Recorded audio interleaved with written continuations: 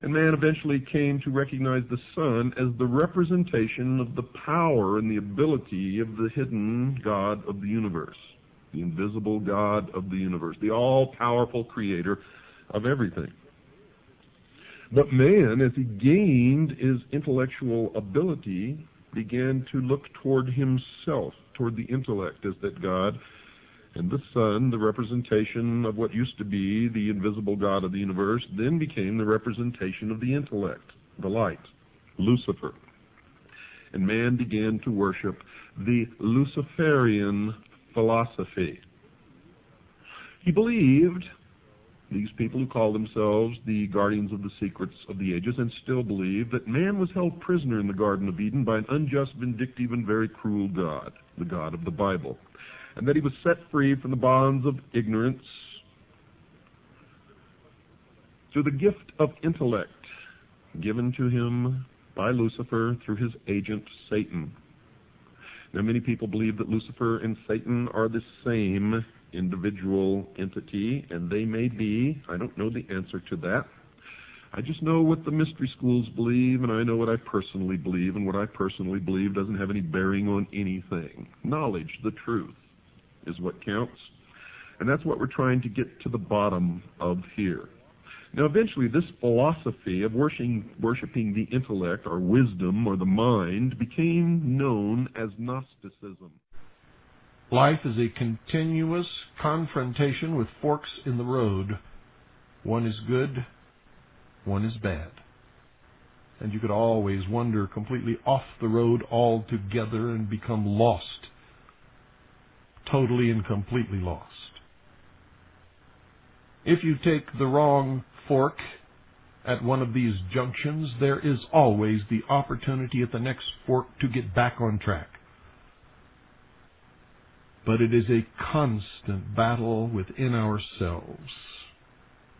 You see, I have studied this concept for many, many years, and I have to tell you that if there is a real devil, like Flip Wilson used to say, the devil made me do it.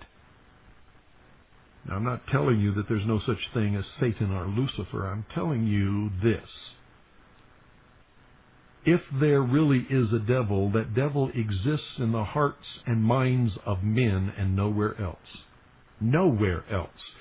For if you take man out of the equation, evil ceases to exist, and there is left only the laws of the universe and the balance of nature.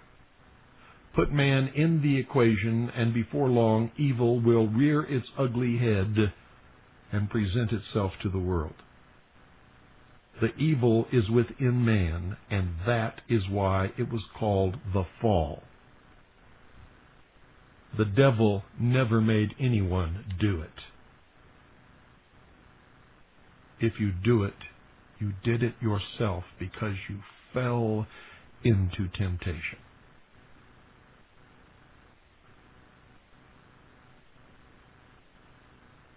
Isn't it amazing? How when all of it is placed in perspective, it's so much easier to understand. You will either go away from tonight's broadcast with a greater understanding of an awful lot, or you will become so incensed and so angry because I have identified some of the very traits in you which you tend to deny and cannot and will not confront. And you will set out to prove me wrong, and in doing so, you will see that I am right, and you will become an ally, eventually, when you have learned to deal with your own sheepleness. For until man once again confronts the real nature of his own condition and of the world around him and accepts full responsibility for his actions without blaming anyone else or any devil, until then we will always be a puppet on the end of someone else's string. And ladies and gentlemen, when that someone pulls that string, we will dance. I hope you understand it takes a great deal of love for America and for Americans to tell you this. Good night, and God bless you all. Ladies and gentlemen, I know there really is a Satan, a Lucifer, but he's not out there running around in the woods somewhere, and he doesn't sit up there on some planet looking down at us, and he doesn't fly around in the air. He's real.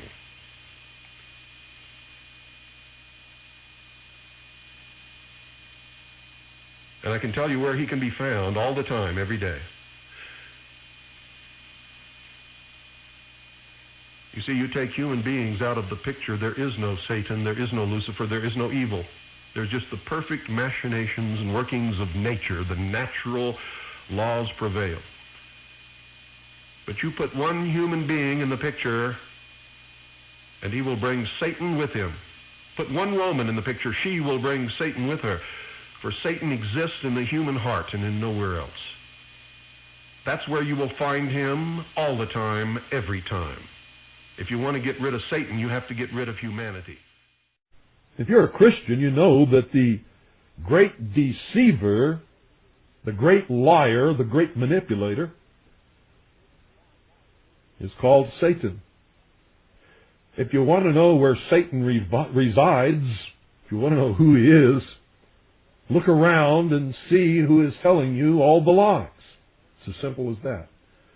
Who's lying to you, entrapping you, deceiving you, manipulating you, entrapping you, wrapping the coils of the serpent around you? I believe Art Bell has a lot of people on that are possessed. I believe Sean David Morton is possessed. After we had our discussion about Art Bell the other night, I looked at your site, what you said about Art Bell. I saw the logo. I know he has a lot of very satanic, occultic. I mean, let's face it, what is occultic is satanic. Do you agree? No, that's not true. Occult simply means hidden, concealed.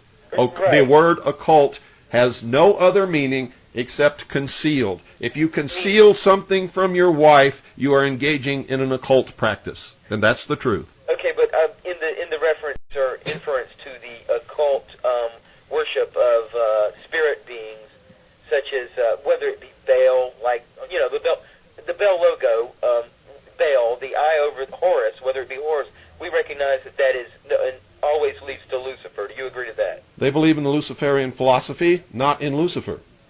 You have to understand now that you're getting into this and you haven't studied it like I have. They do not believe in God. They do not believe in the devil. They do not believe in Lucifer. These are all metaphors. They believe that man is God. Through the use of his intellect, he will conquer life, the universe, and be able to live forever and do anything. That's what they believe. They are secular humanists, and that is their religion. Well, in so many of their writings, they make contact with, I mean, if you heard... No, you're reading an esoteric text, and you're interpreting it in a literal interpretation, and you cannot do that. You don't understand the language. So you believe there is no beings? There are no... That's not what I said. I said this is what they believe. It doesn't matter what I believe. It matters what they believe, because whatever they believe will affect us. You understand that? I sure do. What they believe affects us because they are pushing forth their agenda. Yes, and they have the power to do it. They are in the places of power. I'm just trying to fill in a gap here. I know so much of, I understand so much of what you always say. I'm just trying to fill in a gap here for my own consumption. Reading an esoteric text without understanding the language and interpreting it literally is like going to Greece and never having learned the Greek language and thinking that you know what two people are saying when they're having a conversation in Greek. I'm telling you, you don't. Well, the text I place above all is the Bible, and the God I place above all is Jesus, in whom the Holy Spirit will be given in those that believe, and will give them spiritual discernment. My question for you, Bill, are there demons roaming the earth right now, and Satan seeking whom he may devour? Are there spirits in which we must battle, a battle which is not against flesh and blood, but against principalities and powers and rulers, spiritual wickedness in high places, and rulers in darkness? Let me put it in a way that everybody listening will understand it. I believe that the battle we are engaged in is the ages-old battle between those who believe in God and those who do not. It is a spiritual battle for the soul of the human being. Okay, I'm sorry about that ringer. That's all right. Okay, so are there any demons roaming the earth or any spirits roaming the earth now, in your opinion? I have no idea. I've never seen one. Well, okay. I believe that there... one, your opinion may change then drastically. It could, yes. Or if you felt one, your opinion may change drastically. Well, what do you do with people like Bill Schneblin and say Doc Marquis and so many of these people that have come out of the occult, high-ranking, well, you know, they achieved high ranks in Luciferian worship. They say. So you they challenge say. You Bill, you don't miss a beat. You get around to challenging everybody, and that's I have to challenge everybody because you must, at some point in your life, learn to think, or you are doomed. Well, you know. They say. I can tell you from my study of the Illuminati, they do not and have not ever worshipped Lucifer. They worship the light. Lucifer, the metaphor. The fire. And it all is a metaphor for intelligence, the mind of man. That's what they worship. Bill, this has been very, I hate to say the word enlightening, but... That's why they're called the philosophers of fire. I see a unity in all of that. I see such a unity. You're damn right. I question, how can these men be that united unless there was a spiritual glue, if you would, a spiritual adhesive that holds this whole mishmash together? There is a discipline. No. You're asking to understand in a couple of minutes on a phone conversation what it took me 26 years to learn, and I'm going to tell you can't do that. You have study ahead of you. Bill, I have been attacked by demons, and I have defeated them in the name of Jesus Christ. They have left me alone. They were on top of me, holding me down, and I could not move nothing but my head. I don't know anything about that. I can tell you this, I cannot accept your word of it, except that that's what you're telling me is your experience. Neither am I saying that you're lying to me. What I'm telling you is it's never happened to me. Right. There is no scientific evidence of it. I cannot validate what you're saying. And if that's what you want me to do, I cannot do it and will not do it. Each man in his own experience must, come to what it is he's supposed to understand. Well, look, you've enlightened me a great deal in my life, and since I've come across you since 1995, and I am grateful. What you have done is started that fire in a lot of people that got them to thinking, looking, doing their homework. Now, see, a lot of people out there who don't know that we just discussed the meaning of fire think that you're talking about striking a match and lighting some paper, and you're not, and that's exactly... That's right. You see, right. They're doing with what you just said, with what you do when you read the esoteric texts of the mysteries. Well, I basically have just confined my study mostly to the Bible, and with that... Can't do that. If you don't study your enemy, you can't fight the battle. You don't know who he is, what he believes in, where he is, what weapons he uses, or anything else. You're lost on the battlefield. You don't even know where the fighting is at. But, Bill, you're talking to a man that has battled two demons. Well, I personally battled two. I'm not talking about battling demons. I'm talking about battling in this world for the freedom of mankind. I'm talking about for the future lives of your children. I'm talking about doing the right thing, rooting out and discovering and destroying the evil in man's machinations that would enslave humanity. They believe in a pantheistic order of the universe, where everything is connected and everything is God. And since man is the only creature that can think and reason, the collective mind of man is the mind of God. Ergo, man is God. That's what they believe. That is the Luciferian philosophy. They do not believe in a devil. They do not believe in Satan. And they believe that Lucifer